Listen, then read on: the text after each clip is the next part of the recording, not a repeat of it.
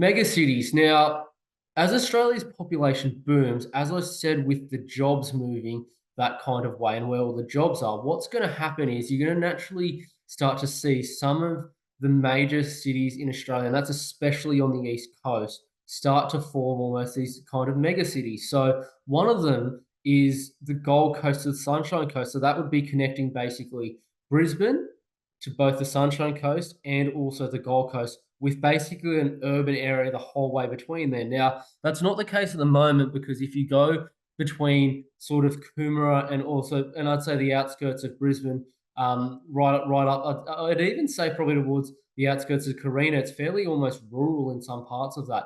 But if you go out that way, you've got farmland and a lot of also just even I'd say unsubdivided like mega lots and old farms on 100 hectares and that kind of thing. But look, over the years that's obviously changing. Look, parts of, for example, Coomera 10 years ago were literally just large estates, and not only large estates, but some of it was actually farmland. Now you've got whole new suburbs and new estates just popping up left, right, and center. It's the same as the sunshine towards the Sunshine Coast. So once you kind of pass, Deception Bay right up until you kind of hit Pelican Waters, it's basically just, it's just farmland really, and it's floodplain too. So that's something they probably should consider.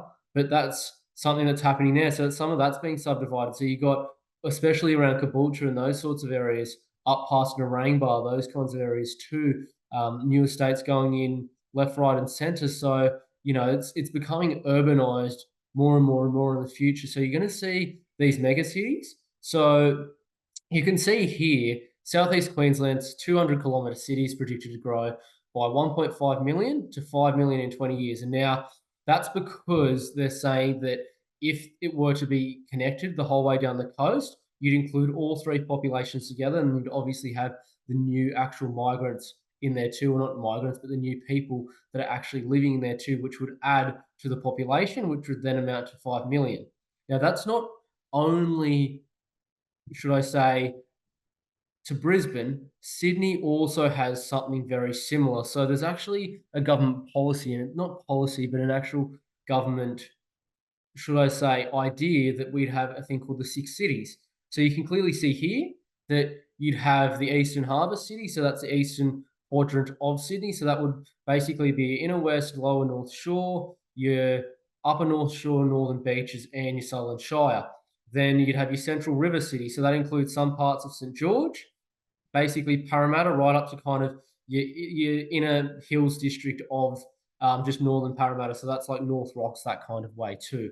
Then you'd have your Western Parkland City. So that's mostly your new estates and your older kind of Western Sydney areas like your Liverpools, your Penriths, your Blacktowns, your emerging Camden, for example, near the airport, out that way. And then you'd also have your Central Coast City. So your Gosford and Tuggerah would be the central of that. Your Illawarra would be obviously Wollongong and Shellharbour would be the centre of that, and then you'd have your Greater Newcastle. So that would be mainly Newcastle as the CBD centre, but you'd have other parts of the Lower Hunter, probably like your Singleton and Maitland there too. Now, what I think about this is genuinely going to happen. This is almost without a doubt going to happen. If you look at especially from Sydney to Newcastle, what's happened there, there's just new estates popping up left, right, and centre. The best area to see that happen or see what's going on there is definitely your around Tuggerah and Wyong region, and all, sort of also towards Lake Haven. If you go out the back of there, you will see that basically there is almost a new estate popping up year after year, and there's a lot more people moving down there. So what's happening there is you're going to see basically Newcastle to Sydney first form, and then you're probably going to see Wollongong to Sydney, and also a connection probably between Picton and Wollongong form as well. And that's out towards Tarmore, not only Tarmore but probably more Appin, I'd say. That will start to be developed, and also out towards Warragamba Dam in that kind of way too, because it's really the only land that's left.